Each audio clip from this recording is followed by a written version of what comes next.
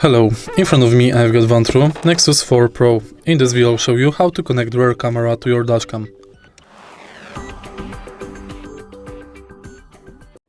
In the beginning, prepare the rear camera. In the original box to rear camera you will find this long cable. Connect one part of the cable to your rear camera and the second part of the cable connect here at the top of the dashcam. Now redirect the rear camera through the whole car. You can use the cable management tool, and the rear camera is now connected.